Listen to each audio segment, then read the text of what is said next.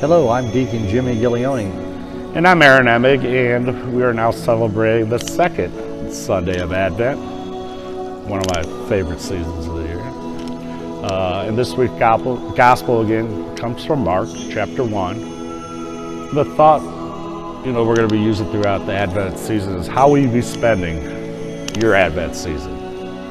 So today, as we're standing here in front of the baptismal font, and the gospel talks about baptism, we hear this voice of John the Baptist urging us to change so that we may be worthy to receive the Lord as He continues to come into our world.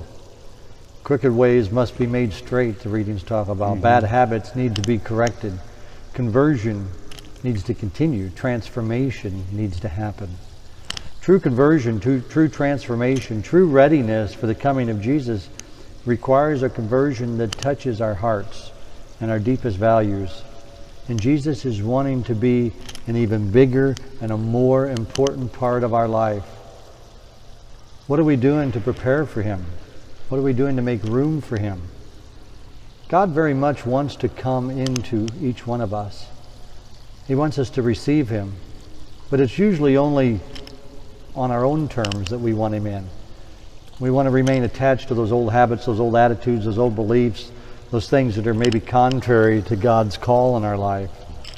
St. Augustine talked about his conversion, that we're inclined to say, change me, Lord, but not yet. I'm not ready yet. This is another great gospel, again, about preparation. That's about the whole Advent season. And John the Baptist was preparing the people for the coming of Jesus Christ. He was baptizing people for the repentance and the forgiveness of their sins. He was creating that path, that straight path for Jesus and the Holy Spirit to come. He was preparing followers for the Messiah, which everyone was talking about for years and couldn't wait to see that Messiah. So how are you preparing for the coming of Jesus Christ this Advent season? For real conversion, again, for real transformation, what's called for is repentance.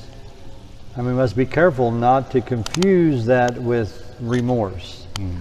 Remorse is kind of a temporary regret. Maybe we're sorry we got caught, about some sinful behavior. But repentance means that we have found something better, something more promising than our sinfulness, than the sin, the distractions in our life. So this holy season of Advent, it urges us to make room in our hearts, in our lives for God. And God's more ready to enter our hearts and to lead us to true repentance. And sometimes we're willing to ask for that. So what are we doing to prepare the way for the Lord? If we'd only let Him in, if we would only make more room for God in our lives. So again, how will you spend your Advent season? Again, we just need to keep building that intimate relationship with Jesus Christ. Throughout every hour. I've heard you say that before. Yeah, it's a broken record, but we only can do that really right now through the Holy Spirit. God not only gave His only Son to us, which was the first greatest gift He gave us, but He also gave us His Holy Spirit, which guides and leads us. So we just need to ask that Holy Spirit to guide and lead us throughout every moment of the day. By asking through prayer. Your relationship will keep growing deeper and deeper each and every day when you're aware of that, being alert like last week, and just keep growing every day. So we have our wisdom words again for this week. Forgiveness is essentially God's way of removing the great obstacle to our fellowship with Him. That's by John Piper. I don't know who he is, but I don't either. Well, those are cool. Good words, though. Yeah, great words. And again, about preparation, this is what our transformation tool is about. Just Don't Try. Trade CD by Matthew Kelly.